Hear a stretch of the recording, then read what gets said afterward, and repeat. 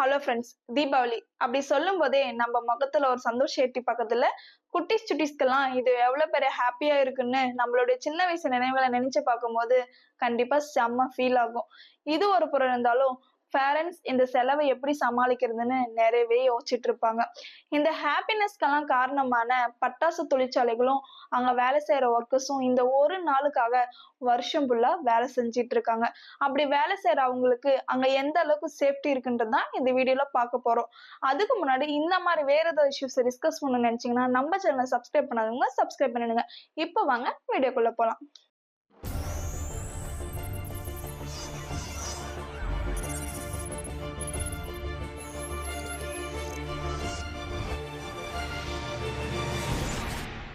நாடு முழுவதும் தீபாவளி ஃபெஸ்டிவலை இப்ப வரப்போற அக்டோபர் 31 செலிப்ரேட் பண்ண அவளா வெயிட் பண்ணிட்டு இருக்காங்க. இப்படிப்பட்ட சூழல்ல பட்டாசு ஃபேக்டரியில் ஏற்படும் வெடி விபத்துகள், உயிரிழப்புகள், இதனால அங்க சோதனை மேற்கொண்டு அந்த ஃபேக்டரி க்ளோஸ் பண்றதுனால அங்க வேலை செஞ்சவங்களுக்கு எல்லாம் வேலை இழப்பு, இது போன்ற இன்சிடென்ட் அங்க நடந்துட்டு தான் இருக்கு.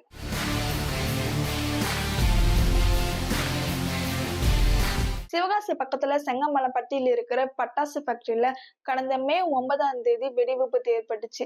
அதுல 8 அறைகள் தரைமட்டமா இடிஞ்சு விழுந்துருச்சு. இந்த விபத்துல 6 பெண்கள் உட்பட 10 பேர் உயிரிழந்திருக்காங்க.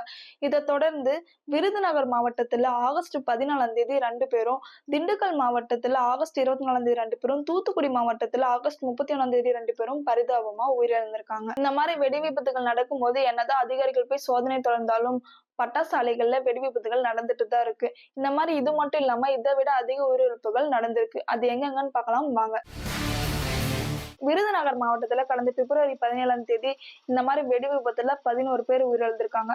அது மட்டும் இல்லாம கிருஷ்ணகிரி மாவட்டத்துல அக்டோபர் 17 16 பேர் உயிரிழந்திருக்காங்க. அரியலூர் மாவட்டத்துல அக்டோபர் 9 12 பேர் உயிரிழந்திருக்காங்க. அதிக பட்டாசு ஆலை இயங்கி வரும் நம்ம விருதுநகர் மாவட்டத்துல விவசாயமும் மற்ற தொழில்களும் அதிகமா இல்லாதனால பெண்களும் முதியவர்களும் இந்த தொழிலுக்கு தள்ளப்படுறாங்க.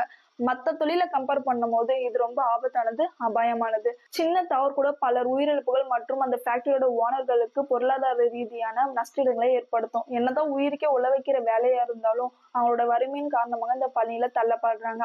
அவங்க தீ காயமடைந்து வாழ்நாள் முழுவதும் இந்த வேதனையை அனுபவிச்சுட்டு இருக்காங்க. விருதுநகர் மாவட்டத்துல சிறிய பெரிய 1100 பட்டாசு ஃபேக்டரிஸ் இருக்கு.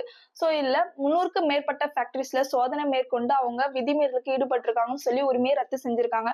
அது மட்டும் இல்லாம 130 ஃபேக்டரிஸை மூட சொல்லி உத்தரவிட்டிருக்காங்க. இதோட 100க்கும் மேற்பட்ட ஃபேக்டரிஸ்ல பாதுகாப்பு ஏற்பாடுகளில் உள்ள குறைபாடுகளின் காரணமாக உற்பத்தியை குறைக்க அறிவுறுத்தியிருக்காங்க. இதை தவிர தொழிற்சாலை பாதுகாப்பு மற்றும் சுகாதார இயக்குநர்கள் சோதனை மேற்கொண்டு 56 ஆலைகள் மீது நடவடிக்கை எடுத்திருக்காங்க. சோ இந்த ஆலைகள்ல சராசரியா 150 பேர் வேலை செஞ்சுட்டு வந்திருக்காங்க. இது மட்டும் இல்லாம கடந்த 3 மாசத்துல 25,000 பேர் வேலை இழந்திருக்காங்க. சோ இதுல பலர் 20 வருஷத்துக்கு மேல இந்த தொழிலை செஞ்சுட்டு வந்தவங்க. சரவெடி தயாரிக்க உச்ச நீதிமன்றம் சில வருஷத்துக்கு முன்னாடி தடை விதிச்சிருந்தாங்க. அதை மீறி ஒரு சில இடத்துல சரவெடி தயாரிச்சுட்டு வந்தாங்க. அது ரொம்ப கெடுபிடி அதிகமா இருக்கறதுனால தயாரிப்பு குறைஞ்சிருக்கு. சோ சரவெடி தயாரிக்கிறது அப்படின்னாலே பயிற்சி பெற்ற பெண்களும் ஆண்களும் தான் இந்த தொழிலை செஞ்சுட்டு வந்தாங்க. இப்ப தடை விதிச்சதுனால அவங்க வேலை பறி போயிட்டு அவங்க ரொம்ப கஷ்டத்துல உள்ளாகி இருக்காங்க. இதனால அவங்கள சில பேர் வேப்பங்கொட்டை சேகரித்து வேப்ப எண்ணெய் பின்னாக்கு தயாரிப்பவர்களிடம் கிலோவுக்கு 20 ரூபாய் விற்று அவல நிலைக்கு தள்ளப்படுறாங்க.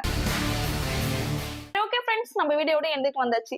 பாதுகாப்பு குறைபாடு உள்ள ஆலைகள் மீது நடவடிக்கை எடுப்பது உயிரிழப்புகளை குறைக்கும் என்பதால் அந்த சோதனையே நடத்தப்பட்டு எல்லா ஆலைகளிலும் சேஃப்டி இருக்கா அப்படின்றது உறுதி செய்ய வேண்டும். அதே நேரத்துல பல வருஷமா ஒரே தொழிலை செஞ்சு வேலை வாய்ப்பு இழந்தவர்களுக்கு மற்ற தொழிலை ஏற்படுத்தி கொடுப்பது அரசின் கடமையாகும். சரி, ஓகே ஃப்ரெண்ட்ஸ், அடுத்த இன்ஃபர்மேஷனோட சந்திக்கிறேன். பாய்.